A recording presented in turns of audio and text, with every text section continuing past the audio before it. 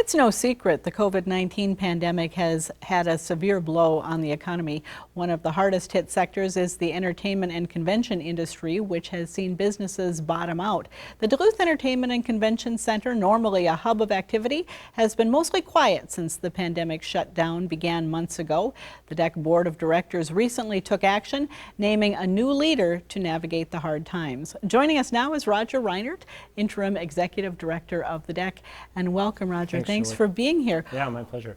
Many people surprised to see you in this position. You left the legislature, you've done military, you were going to law school, and now you're at the DECC. What drew you to this position? Well, I served on the DECC board for 10 years, so when there was a leadership transition and a need for someone to step forward during, as you noted, some difficult times, though in the introduction as a sailor, I would say navigating troubled waters.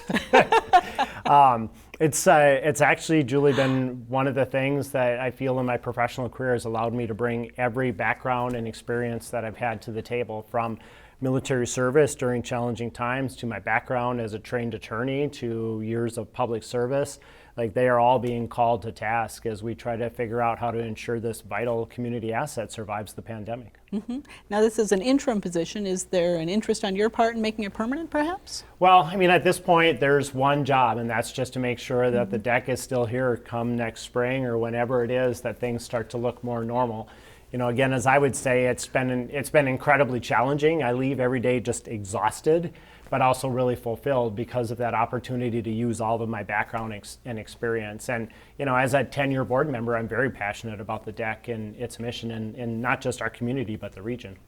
Some news breaking this week that the DECC and Visit Duluth are actively discussing a merger. Talk about that. Well, so the two organizations, not necessarily, but a lot of the stakeholders, including the city of Duluth, are interested in what might that look like. You know, we have overlapping aspects of the two organizations in terms of sales and marketing.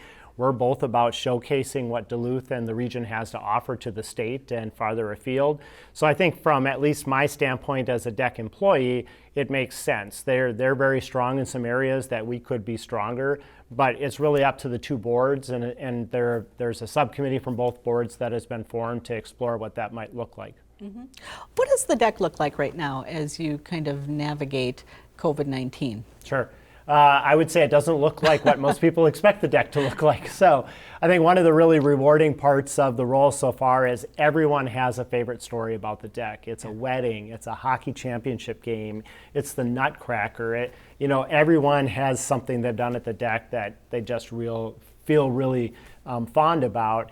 And as a place that thrives on bringing people together, obviously that's really challenging right now. However, the same skill set amongst the DECC staff of putting on quality events and making people feel really comfortable and welcomed when they come to the building, and now being really smart about all of the policies and procedures that align with public health and public safety, are allowing us to bring things back into the building again. So we have two guiding principles right now. One is, can we do it safely? And then two, can we generate some revenue doing it? Because we need to do that. We have 800,000 square feet of indoor space with a lot of fixed costs that go along with that. So we're called right now to be really innovative about what we can do with that indoor space, especially as temperatures get colder, that also help us ensure the DECC survives the pandemic. And a trial run, the DECC hosted a political event with Donald Trump Jr.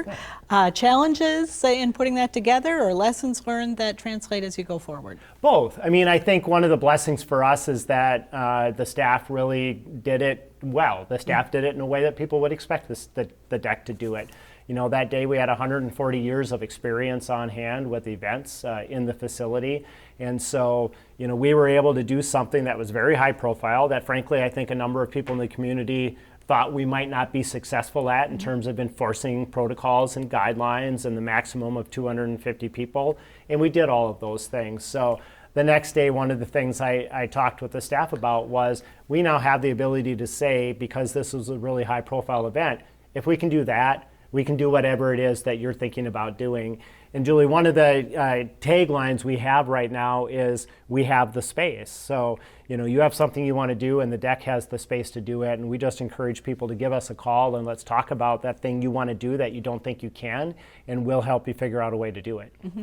And quickly, Governor Walz recently selected you to serve on the post 9/11 task force. Yeah. What is that work going to involve?